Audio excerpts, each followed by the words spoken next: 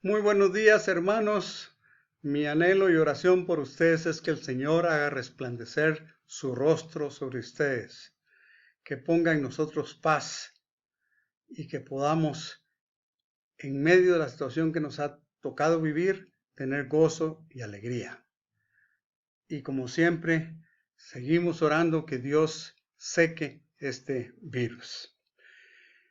A manera de introducción, quiero mencionar que la vida de Pablo pues fue realmente fascinante. No es que Pablo, como nosotros pensamos en él y lo admiramos, haya sido así desde un principio, porque en un principio era un perseguidor de la iglesia, un torturador, un verdugo. Él persiguió a muchos creyentes, incluso el primer mártir de la iglesia, ¿quiénes recuerdan quién fue? Esteban, sí, Esteban. Que Esteban, dice la escritura, que cuando lo estaban apedreando, muchos pusieron su ropa a los pies de uno que se llamaba Saulo.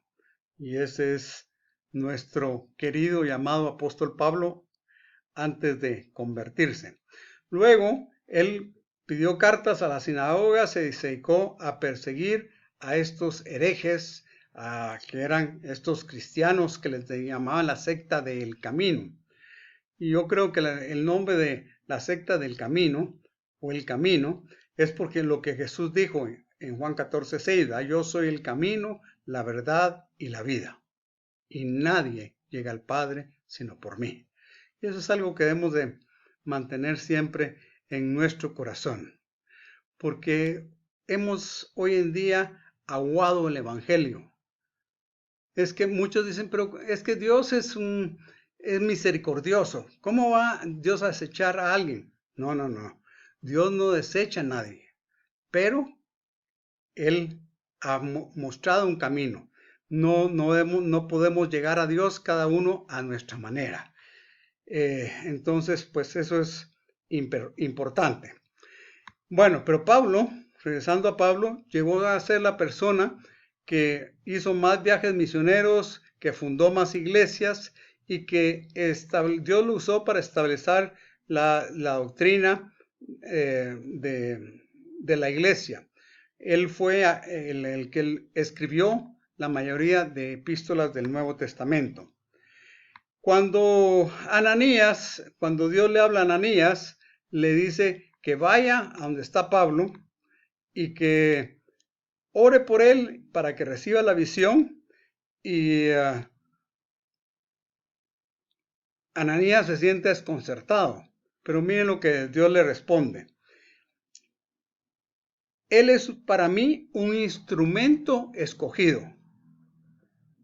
Probablemente yo creo que nadie hubiéramos escogido a Pablo o a Saulo, porque en ese tiempo todavía su nombre era Saulo, por lo que él había hecho. Pero Dios lo escogió y Dios es Dios.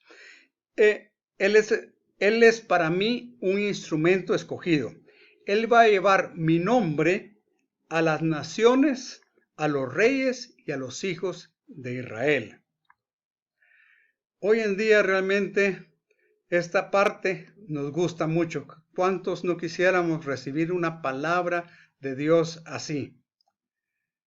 Y miren, yo estoy seguro que apóstoles, profetas, maestros, pastores y evangelistas, si nos dan esa palabra, nos suena delicioso. Gracias, Señor, te acordaste de mí. Yo seré tu siervo consagrado.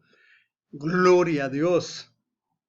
Pero si nos dieran la segunda parte, que también era parte de la profecía, esa parte ya no encaja con la teología de finales del siglo XX-XXI, donde nosotros enfatizamos mucho en las bendiciones de Dios, en la paz, el poder, prosperidad, el evangelio y la prosperidad. Esta segunda parte ya no encaja, pero leámoslo. Verso 16 dice, yo le voy a mostrar todo lo que tiene que sufrir por causa de mi nombre. Toda esa gloria venía con un paquete un poco complicado, ¿no? Sufrir por causa del nombre del Señor. Y quiero decirles, amados hermanos, esto es algo que se ha repetido a través de la historia y todavía hoy en día se sigue repitiendo. Nosotros aquí, en este lado del mundo, vivimos en un lado donde el evangelio es popular, no es perseguido, por lo menos hasta el momento, aunque se está poniendo difícil la cosa, porque la ONU, digo que la iglesia es enemiga de la humanidad.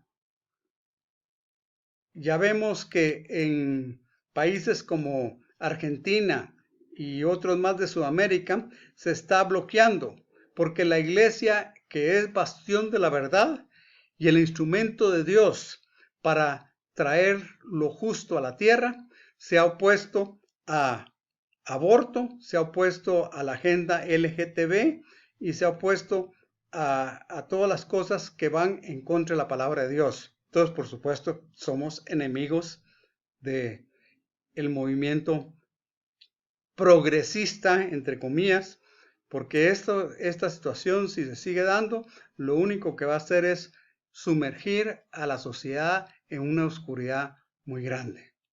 Pero, Maranata, Cristo viene. Y esa es nuestro anhelo, nuestra esperanza. El verso 16, yo le voy a mostrar todo lo que tiene que sufrir por causa de mi nombre. El nombre del mensaje que vamos a compartir en esta mañana es una enseñanza de Pablo sobre las riquezas. Bueno, no es la enseñanza, porque no es una enseñanza sistemática de todo lo que Pablo enseña sobre las riquezas, sino solo lo que vemos en Filipenses capítulo 4, los versos 10 al 19, que quiero pedirles que lo leamos. Si trajeron su Biblia o su tablet o su iPad, digo su teléfono celular, lo que sea, y tienen ahí la aplicación, por favor, abrámoslo. Vayamos a Filipenses capítulo 4, versos 10 al 19.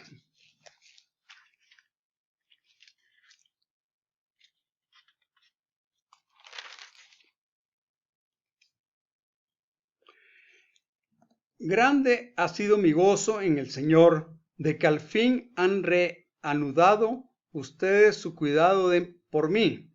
Claro, la disposición la tenían, pero les faltaba la oportunidad. No lo digo porque tenga escasez, pues he aprendido a estar contento en cualquier situación. Sé vivir con limitaciones y también sé tener abundancia. En todo y por todo estoy enseñado, tanto para estar satisfecho como para tener hambre. Lo mismo para tener abundancia que para sufrir necesidad. Todo lo puedo en Cristo que me fortalece. Sin embargo, hicieron bien en participar conmigo en mi tribulación.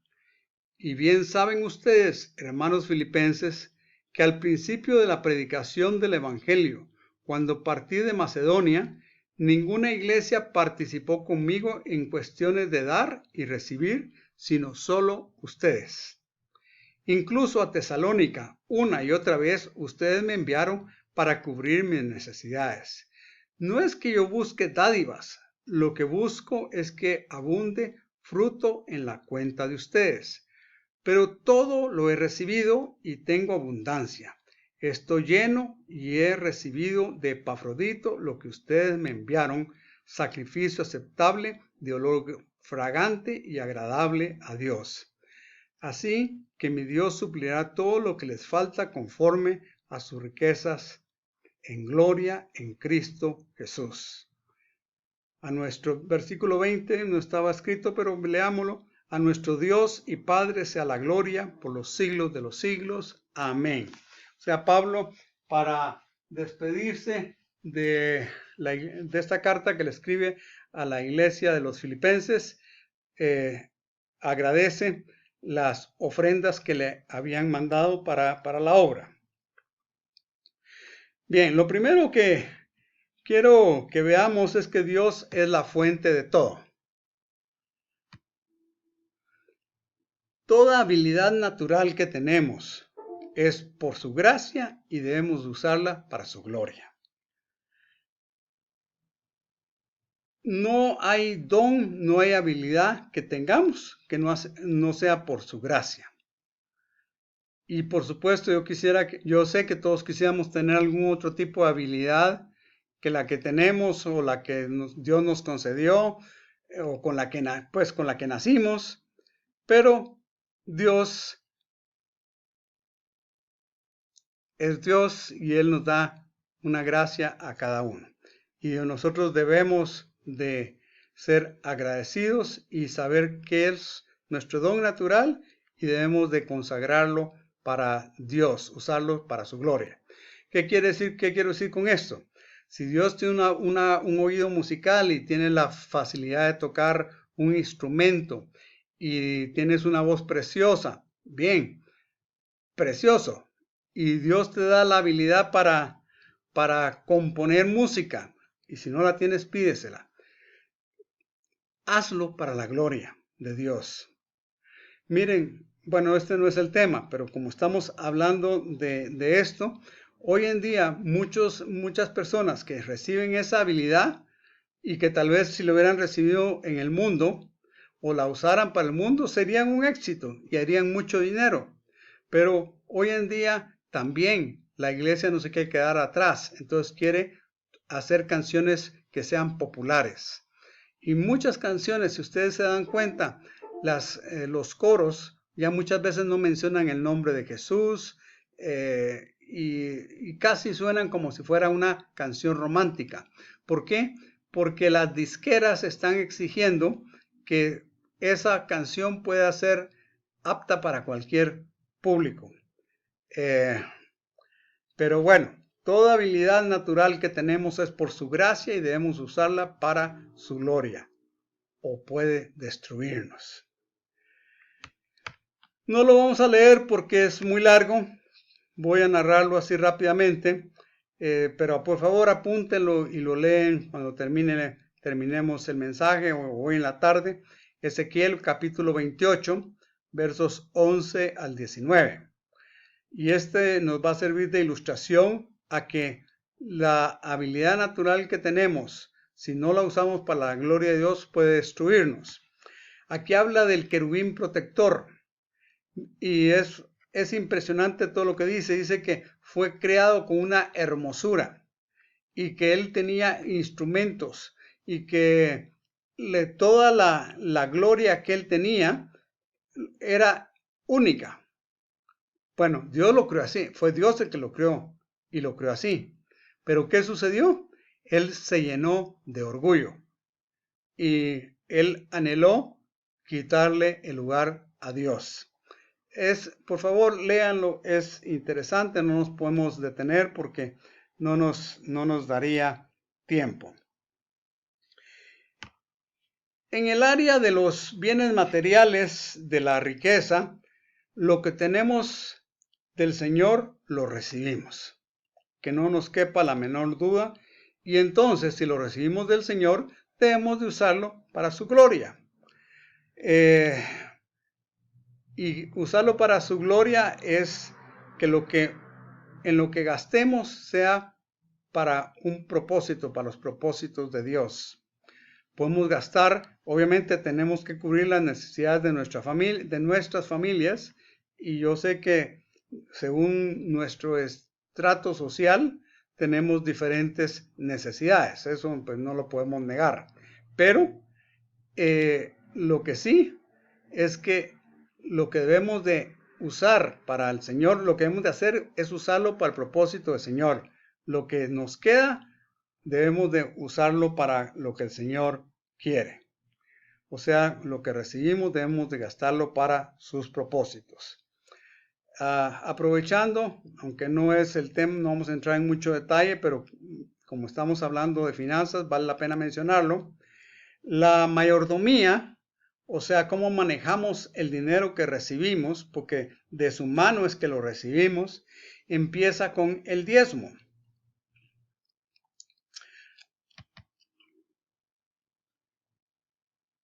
Luego, las ofrendas y por último las limosnas. Hay una diferencia. El diezmo es la 10ª parte de nuestro salario, de nuestro ingreso, que consagramos a Dios. La ofrenda es cualquier cosa adicional a eso que también damos para la obra del Señor. Y las limosnas es aquello, no es un centavito, porque a veces tenemos la idea de una limosna es un centavito. Una limosna, aunque no le llamemos limosna porque tal vez el término suena así como muy pichicato, es algo que le damos a alguien que no tiene que ver con una ofrenda al Señor y que no tiene que ver con el diezmo, a una persona necesitada. Y no habla de la cantidad, porque le podríamos dar a alguien 1000 quetzales si es una limosna, porque si la catalogamos como la escritura la cataloga. Dicho sea de paso, y solo para aclarar cualquier duda, nosotros no le exigimos a nadie que para ser parte del pan de vida tiene que diezmar. Esa es una cosa entre tú y Dios. Lo único que te puedo decir, y yo sé que hay mucha gente que me puede respaldar porque lo hemos experimentado, es que si somos fieles a Dios, el Señor va a sobreabundar nuestro ingreso. No estoy diciendo que eso es como una máquina de traganíqueles que meto, jalo la palanca y ¡boom! Va a salir un montón. En primer lugar, las máquinas de traganíqueles nunca pagan ni siquiera el 20% de lo que reciben. Así que no es eso lo que estoy hablando y no es así como hemos de ver el diezmo. El diezmo es nuestra vida consagrada al Señor, es la primicia, lo primero que debemos de hacer cuando recibimos nuestro salario, nuestra asignación mensual, nuestra utilidad, lo que sea que recibamos, es consagrar esa parte para el Señor. Si además de eso queremos dar algo más, una ofrenda, bueno, pues a Dios le va a agradar sin ningún lugar a dudas. Pero como quiero repetir, yo no estoy diciendo eso para que alguien se sienta obligado a dar o que si no ya se sienta ofendido y se vaya. Eso es una cosa entre tú y Dios. Y eso es lo que cuenta. Bien, leamos Romanos capítulo 12, verso 8, y lo tenemos aquí proyectado en la pantalla, que dice, a ver, ¿qué dice? Si tenemos el don de exhortación, exhortemos. Aquí Pablo viene hablando a los romanos de diferentes tipos de dones. Y entonces habla de la exhortación. Cuando yo leí esto me puse a pensar, bueno, hay quienes por naturaleza les es fácil exhortar, animar a otros, ayudarlos a correr en pos del Señor. Pero no todos tenemos esa en forma natural eso. Pero eso no quiere decir que no le podamos pedir al Señor, Señor, dame el don de exhortar a otros, de animarlos a correr en pos de ti. Yo estoy seguro que el Señor quiere que hayan muchos que tengan ese don. Si debemos repartir, y esa es la parte por la cual lo puse aquí, hagámoslo con generosidad. Fíjense que cómo lo pone esta versión, si debemos repartir. O sea, ¿cómo voy a repartir si no tengo nada? Si apenas sobrevivo. Obviamente este versículo no se aplica a mí, por lo menos de momento.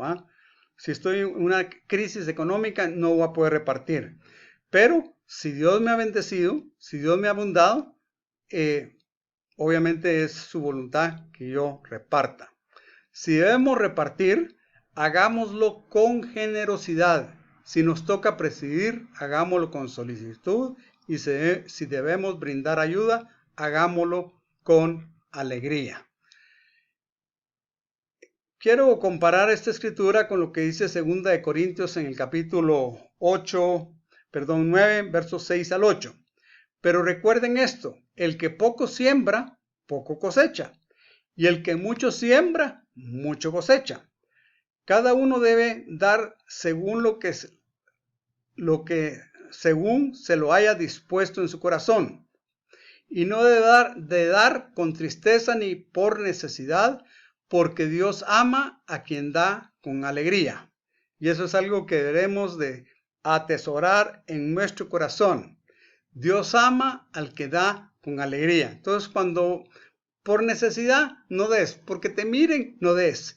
Pero si te has puesto, si el Espíritu Santo pone en tu corazón dar, da. Pero hazlo con alegría, no, ay, Espíritu Santo, ¿por qué me pusiste a dar tal cantidad? Eso es mucho. No, entonces mejor no lo des, porque aquí dice que el que da debe hacerlo con alegría. Cada uno debe dar según se lo haya propuesto en su corazón y no debe dar con tristeza ni por necesidad, porque Dios ama a quien da con alegría. Y Dios es poderoso para que abunde en ustedes toda gracia, para que siempre y en toda circunstancia tengan todo lo necesario y abunde en ustedes toda buena obra.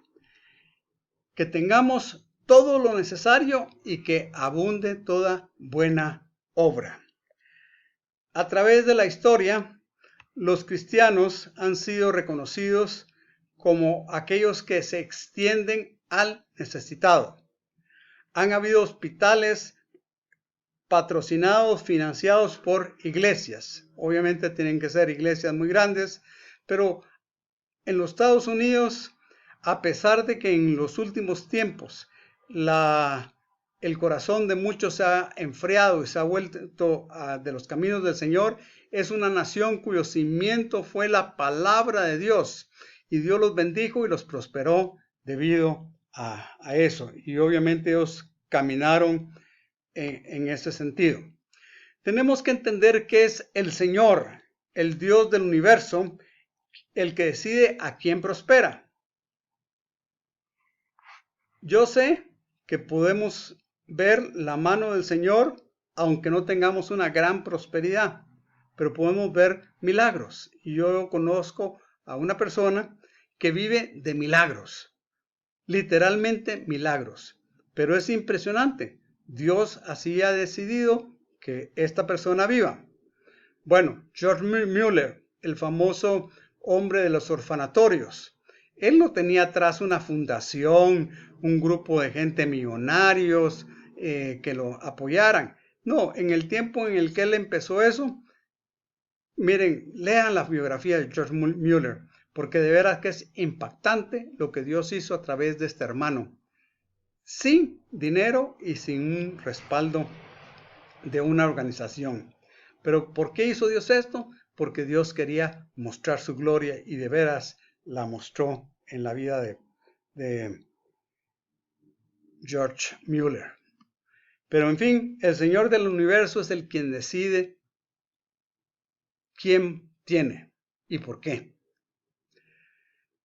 Lo que yo me he dado cuenta es que muy pocas veces depende del cociente intelectual y también muy pocas veces depende de los estudios académicos. Y solo quiero aclarar no estoy en contra porque a veces alguien me dijo en una ocasión, y más de una ocasión, como que yo no estaba a favor de ir a la universidad. No, por favor, jóvenes, vayan a la universidad, prepárense. Y si pueden sacar una maestría, saquen una maestría. Pero háganlo todo para la gloria de Dios. Pero realmente la prosperidad muchas veces, por no decir siempre, no depende tanto de nuestro cociente intelectual, de nuestras habilidades, como de la voluntad de Dios. Hay personas que intentan un negocio y otro y son diligentes y entregados y toda la cosa y no les va bien. Y hay gente que no es tan inteligente, pero Dios decide abrir la puerta y los bendice con alguna razón. Dice en el primer libro de Crónicas, capítulo 29 y verso 12, esto creo que no lo tenemos aquí en la pantalla. No, de ti proceden las riquezas, primer libro de Crónicas 29:12. De ti proceden las riquezas y la gloria. Tú dominas sobre todo. En tu mano están la fuerza y el poder, y en tu mano también está el engrandecer y el dar poder a todos. Es en la mano de Dios, por su gracia y por su misericordia, que nosotros podemos llegar a tener mucho o poco, pero en abundancia y con gratitud y con alegría. Quiero mencionar a un hombre que ya hemos mencionado en otras ocasiones, pero que tal vez estoy seguro que algunos de ustedes no lo han oído y tal vez los que lo han oído se les ha olvidado. Pero este hermano, que ya está en la presencia del Señor hace buenos años, realmente es una ilustración maravillosa de lo que Dios puede hacer con un hombre, aunque ese hombre no tenga grandes estudios. Él llegó solo hasta sexto año de primaria y de ahí pues botó los estudios, pero estoy hablando de R.G. Leternau, que fue un hombre que fue el mayor constructor de maquinaria pesada de su época. Tiene 300 patentes a nombre de él. Y quiero decirles, recuérdense, solo sexto año de primaria. Aparte de eso, construyó plataformas marinas. Fue un hombre que movió millones de dólares. Y él, conforme prosperó, decidió que él iba a tomar nada más el 10% y el 90% iba a ser para el Señor, para su obra, para evangelismo, para alcanzar a muchos. Entonces, así fue como él, al punto en el cual él llegó. Obviamente no creo que haya empezado de 10% del diezmo al 90%. Eso ha sido un camino progresivo. Realmente él fundó una universidad que está, creo que en Longview, Texas. Yo he estado con el anhelo y el deseo de ir ahí. Hay un museo de homenaje a él. Esta es una universidad cristiana, no hay muchas universidades cristianas, pero esta es una universidad que fue fundada por este hombre y con esa visión de preparar gente para servir al Señor en cualquier área de la vida. Porque Pablo dijo, si comemos para el Señor, si vivimos para el Señor, vivimos, y si morimos para el Señor, morimos. O sea, debemos de tener en cuenta que todo es lo que hacemos es para la gloria de Dios. Para balancear el punto, porque yo les mostré ahí que la prosperidad viene del Señor y yo sé que tal vez ya en la mente de algunos pasó pensar, bueno, pero yo conozco gente que no honra al Señor, gente que son unos impíos y sin embargo están forrados de dinero. Y sí es cierto, por eso dije para balancear el punto. Sí hay prosperidad que podemos obtener por nuestros propios medios y con la ayuda del diablo. Uy, sí, bueno, yo sé que nosotros como cristianos no lo haríamos, pero estamos hablando de la prosperidad en general. Porque no podemos decir que la prosperidad de los narcotraficantes, por ejemplo, sea una prosperidad que venga de Dios. No podemos decir tampoco que una prosperidad de una clínica de abortos sea una prosperidad que venga de Dios, porque Dios considera el aborto asesinato.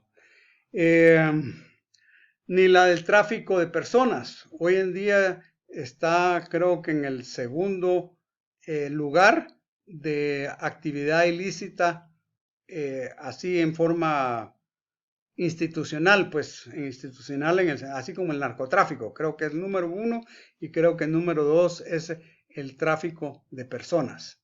Se trafican niños para muchas cosas, se trafican mujeres. Miren, esto es un movimiento tremendo. Yo lo único que cuando yo miro eso, mi corazón se parte. Yo creo que todos los que tenemos hijos podemos darnos cuenta que qué terrible sería que un traficante de personas humanas tomara a uno de nuestros hijos y lo secuestraran para usarlo para cualquier cosa perversa y maligna. Entonces, si hay esa prosperidad, El diablo, recuérdense que es un falsificador. Pero dice Proverbios 10:22 que la bendición del Señor es la que enriquece y no añade tristeza con ella. Y por supuesto, esa es la que nosotros queremos. Amén. Entonces, yo creo que es importante. Les quiero compartir una historia que me contaron porque esto se dio a una empresa que a raíz de la pandemia tuvo que despedir a los empleados, cerrar las puertas y esperar a ver qué hacían. Porque obviamente el tipo de producto que ellos producen, fabrican, no se estaba vendiendo. Entonces no les quedó nada más que cerrar la producción, parar la producción, cerrar la empresa, despedir a los trabajadores con la promesa de que si la situación cambiaba y mejoraba, ellos los iban a contratar. Un trabajador que es parte de esa empresa y que ha trabajado ahí desde los 12 años y es una persona como de 70 años o tal vez un poco más, también pues obviamente fue sacado y le pagaron sus prestaciones y ya terminó su supuesto tiempo ahí. Pero cuando abrieron, él se acercó a ver si le iban a dar trabajo a él. Y le dijeron, por supuesto, usted ha sido un muy buen trabajador y aquí está su trabajo. El hombre no terminaba de agradecerle a Dios y a la persona que se lo dijo. Miren, perdonen que yo a veces me quebranto, pero este tipo de cosas de veras toca mi corazón. Porque cuando yo vi esta historia, yo dije, Señor, tú eres un Dios misericordioso. Cuando el dueño de la fábrica se enteró de lo que había hecho uno de los altos directores de la empresa, al volverlo a contratar, le dijo, hiciste bien. El dinero nunca es lo más importante. Claro, ellos podrían haber agarrado un muchacho joven, alguien que tenga más fuerzas, alguien que sea entrenable, en fin, pero ellos decidieron darle la oportunidad. Y como dijo el dueño de la empresa, no todo en la vida es dinero. Y amados hermanos, que nosotros aprendamos de veras a pensar que todo lo que hacemos y todo lo que vivimos, nosotros lo debemos de vivir para la gloria de Dios. Y que lo que tenemos, lo tenemos porque es de Dios que lo recibimos. Él es la fuente de todo. Lo segundo que queremos ver tiene que ver con dar para la gloria de Dios. Dice Filipenses 4:10, grande ha sido mi gozo en el Señor de que al fin han reanudado ustedes su cuidado por mí. Claro, la disposición la tenían, pero les faltaba la oportunidad. Vamos a saltarnos los versos 11 al 13, que vamos a verlos más tarde. Y quiero seguir leyendo, que leamos, por favor, en los versos 14 al 19. Sin embargo, hicieron bien en participar conmigo en mi tribulación. Y bien saben ustedes, hermanos filipenses, que al principio de la predicación del Evangelio, cuando partí de Macedonia, ninguna iglesia participó conmigo en cuestiones de dar y recibir, sino solo ustedes. Incluso a Tesalónica, una y otra vez, ustedes me enviaron para cubrir mis necesidades. No es que yo busque dádivas. Lo que busco es que abunde fruto en la cuenta de ustedes.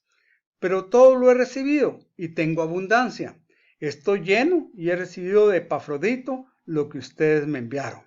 Sacrificio aceptable, de olor fragante y agradable a Dios. Así que mi Dios suplirá todo lo que les falte conforme a sus riquezas en gloria en Cristo Jesús. Estamos viendo en este segundo punto que debemos de dar para la gloria de Dios. Los filipenses habían dado con gozo, con alegría, en medio de pruebas. Porque una cosa es dar cuando nos sobra y otra cosa es hacer sacrificio cuando estamos apretados económicamente, cuando en medio de tribulaciones. Y viene Pablo y les cuenta este incidente a la iglesia en Corinto. Yo quisiera leerles esta versión donde Pablo les cuenta lo que ellos habían hecho. Dice en 2 Corintios capítulo 8, versos 1 al 3. Hermanos, también queremos contarles acerca de la gracia que Dios ha derramado sobre las iglesias de Macedonia. La gracia que Dios ha derramado sobre las iglesias de Macedonia. La iglesia de Filipo estaba en Macedonia, era una de las iglesias en el área de Macedonia. Y nosotros, habiendo leído lo que dice Filipenses, sabemos que sin duda era una iglesia fiel, una iglesia que había recibido la gracia. Y dice en el verso 2, cuya generosidad se desbordó en gozo y en ricas ofrendas, a pesar de su profunda pobreza y de las grandes aflicciones por las que han estado pasando. Yo soy testigo de que ellos han ofrendado con espontaneidad y de que lo han hecho en la medida de sus posibilidades e incluso más allá de estas. Debido a que ellos habían dado con sacrificio para la obra del Señor, está esta promesa. Ellos reciben la promesa que encontramos en Filipenses 19. Mi Dios suplirá todas sus necesidades conforme a sus riquezas en gloria, en Cristo Jesús. Dicho sea de paso, porque en donde se predican mucho este mensaje de prosperidad, se usa mucho este versículo. Y este versículo está mal usado para pedir un yate de 80 pies. No es ese el sentido del todo el pasaje ni el espíritu de la escritura. Miren, lo que pasa es que el evangelio desafortunadamente ha sufrido a manos de los amadores de dinero. Y tristemente, hoy en día, cualquier pastor, de cualquier pastor se desconfía. Miren, en cada país hay en algunos países más grandes tal vez son más de 10, 15, pero en muchos países pequeños no pasan de 5, pero por esos 5 se señala a todo el mundo. Por esos 5, todos los pastores son unos ladrones y interesados en el dinero. Bueno, que Dios tenga misericordia de nosotros porque quiero decirles, amados hermanos, yo que he viajado por muchos lados en el interior de la República y por México, me he dado cuenta, me consta de primera mano, que hay muchos hermanos que pasan necesidades, muchas necesidades. Entonces no es eso. Y por supuesto que si uno va a hablarle a uno de estos grandes líderes de la prosperidad, le van a decir, no, lo que pasa es que a ellos les falta fe. Bien. Hablando de líderes de la prosperidad, hay un hombre en los Estados Unidos muy reconocido, muy famoso, y no voy a mencionar el nombre, pero él dijo que tenía la necesidad de comprarse un jet, y se lo compró, porque él no podía viajar en un tubo donde iban personas que estaban llenas de demonios y que iban a afectar su espiritualidad. Esa fue una de las razones por las que él dio para comprarse un jet. Así que si tú viajas en jet, mejor si te santificas antes, porque ya sabes que dice este hermano que está lleno de demonios. Hermano, si es que es hermano. Yo creo que personas así son amadores del dinero, amadores de mamón. Pero bueno, no quiero entrar en temas y no quiero cambiar lo que estamos hablando. Lo tercero que queremos ver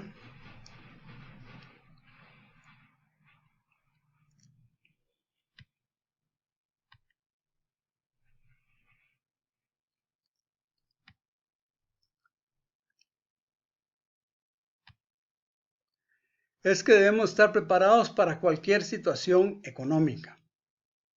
Dice Filipenses capítulo 4 y verso 11 al 13. No lo digo porque tenga escasez, pues he aprendido a estar contento en cualquier situación. Sé vivir con limitaciones y también sé tener abundancia. En todo y por todo estoy enseñado, tanto para estar satisfecho como para tener hambre, lo mismo para tener abundancia que para sufrir necesidad. Todo lo puedo en Cristo que me fortalece. Vemos que la clave está en Cristo que me fortalece. O sea, todo lo puedo en mi propia habilidad humana, en mi propio poder. No, es en Cristo que me da la fortaleza. ¿La fortaleza para qué?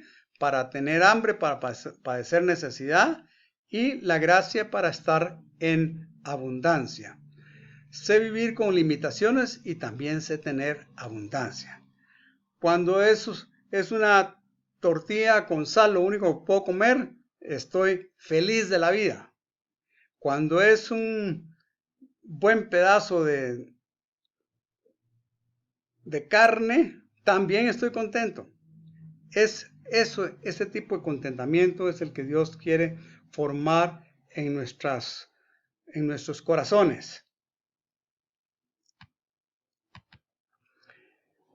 Debemos estar preparados, como dije, para cualquier situación económica. Y como vimos, el secreto es en Cristo. Situaciones que vivimos pueden ser escasez y puede ser abundancia. O sea, para ser prácticos, hay tiempos en los cuales, claro, a menos que usted haya nacido en cuna de oro, a menos que haya juntado un montón de dinero, que no se acabe y que tenga su reserva ilimitada, pero de ahí, cualquiera de los demás mortales, la realidad es que vamos a pasar tal vez tiempos de escasez, en los cuales tal vez vamos a tener solo lo indispensable y nada más que lo indispensable. Yo le doy gracias al Señor que Él me permitió al principio de mi caminata pasar por una situación así, porque hace algo en tu corazón y aprendes a tener misericordia de aquellos que están pasando por necesidad. Pero lo que debemos de hacer es pedirle al Señor que podamos retener el gozo. La otra es en abundancia. Y quiero decirles, la abundancia es de más peligro espiritual que la escasez. Porque cuando estamos en escasez, para que nosotros lleguemos a murmurar con Dios y a rebelarnos contra Dios, no es tan fácil. ¿Por qué? Porque la necesidad hace que nos aferremos de Dios. Pero cuando estamos en abundancia, ¿con qué facilidad podemos olvidarnos de Dios? En mi cantidad de años de ministerios y de caminar con el Señor, yo he visto personas que llegaron al Señor porque estaban quebrados, porque habían perdido todo y se acercaron a Dios y el Señor en su amor y misericordia los restauró. Pero Él quería restaurarlos tal vez con visión de reino. Él quería agarrar ese don que les había dado y usarlo para su propósito en el reino de Dios. Pero muchos de ellos, no quiero decir que todos, no quiero generalizar, pero muchos de ellos, porque sí es algo muy común, cuando empieza a haber prosperidad nuevamente, entonces, bueno, después de que habían vendido la lancha, el yate, el chalet, todo, ay, es que no sé quién vende una casita ahí muy barata en San Marino, ¿va? Y da facilidades y el banco no sé qué, y pum, se mete otra vez a líos, ¿va? Y ahí está. Y bueno, ¿sabe qué, pastor? Lo que pasa es que el trabajo es mucha atención y por lo menos vamos a faltar una vez al mes. Luego la familia empieza a presionar y no, pues ¿para qué gastamos tanto? Y solo tenerlo para una vez al mes. Vamos cada 15 días y vamos a la iglesia. Entonces ya empieza, ya eso ni se lo cuenta al pastor, sino entonces ya empieza que va un domingo, el otro no, se va a la playa, el otro tampoco, y así, entonces ya son 2 al mes. Después se para yendo uno, y después el que no, ¿cómo se llama? El que no va, pero hay un espectáculo, hay que la carrera de carros, hay no sé qué, entonces van.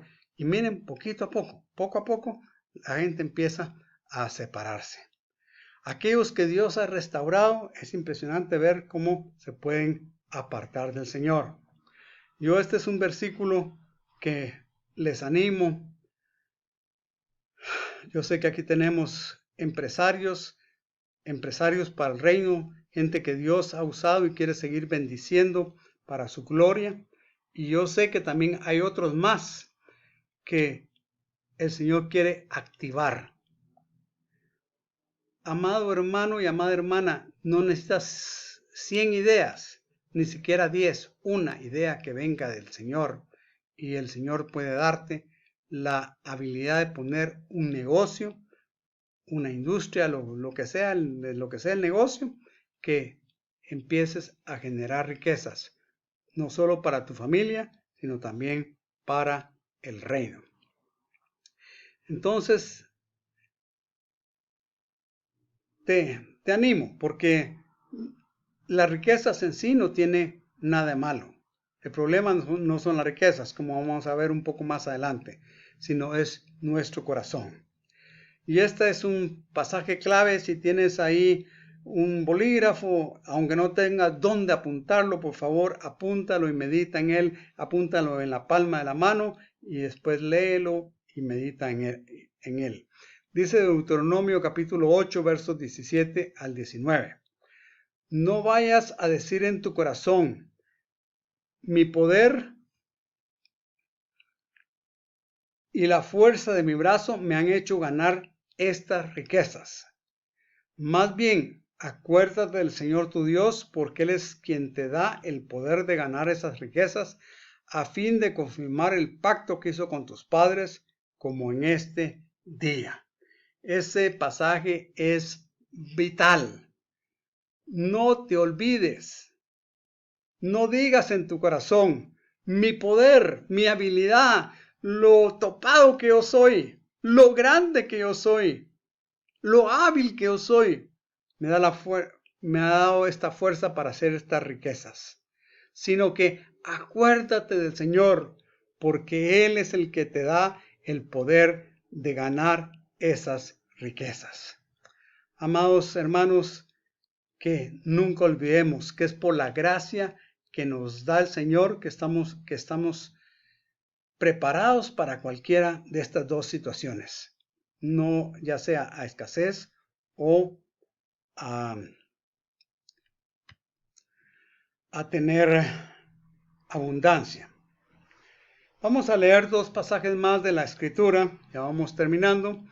En primera de Timoteo capítulo 6 versos 6 al 10 dice: pero la piedad es una gran ganancia cuando va acompañada de contentamiento, porque nada hemos traído a este mundo y sin duda nada podremos sacar. Así que, si tenemos sustento y abrigo, contentémonos con eso.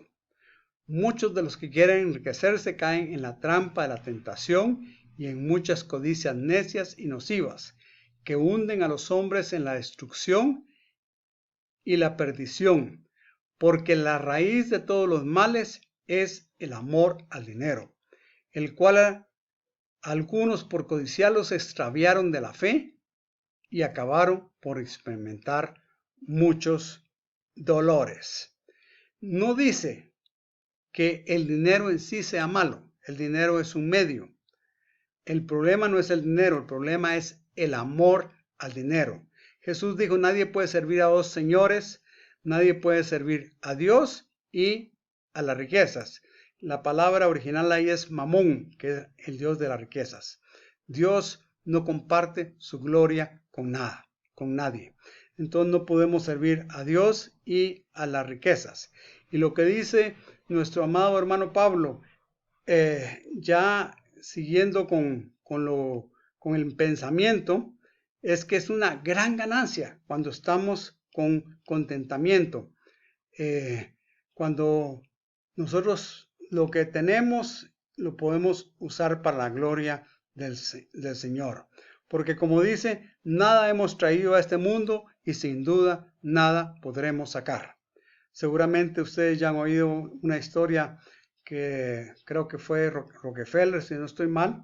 El contador se le acercó en el sepelio a alguien y le dijo, mire cuánto dejó el señor Rockefeller, ¿verdad?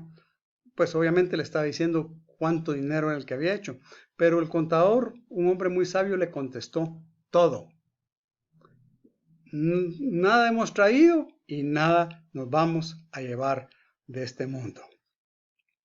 Y leamos también Habacuc, capítulo 3, versículos 17 al 19, que dice, aunque todavía no florece la higuera, ni hay uvas en los viñedos, ni tampoco aceitunas en los olivos, ni los campos han rendido sus cosechas, aunque no hay ovejas en los rediles, ni vacas en los corrales, yo me alegro por ti, Señor, me regocijo en ti, Dios de mi salvación. Tú, Señor, eres mi Dios y fortaleza. Tú, Señor, me das pies ligeros como de cierva y me haces andar en las alturas. Aquí encontramos en Habacuc este canto de victoria al final. Al principio él empieza diciendo, ¿hasta cuándo, Señor? ¿Por qué, Señor? ¿Por qué? Porque todo se miraba un desastre, ¿verdad? Pero es importante que nosotros sepamos que lo que cuenta es el gozo ese que Dios puede darnos. Y así es como Habacuc termina su libro.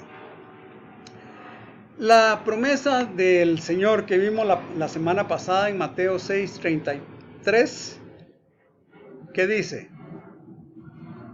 A ver, ¿ya la memorizamos? Bueno, yo sé que algunos ya empezaron ahí a contestar, pero yo quisiera que todos contestáramos, que todos la memorizáramos. Ok, yo sé que como les digo ya muchos la memorizaron, pero les hago una pregunta. Ya todos pusimos un cartoncito, un rotulito en el carro, en la pantalla de la computación que diga Mateo 6:33. Es importante que lo hagamos, es importante que lo aprendamos. Yo quiero invitarles a que digamos todos juntos Mateo 6:33, pero vamos a hacerlo en plural. Eso no le cambia el sentido, pero hagámoslo en plural.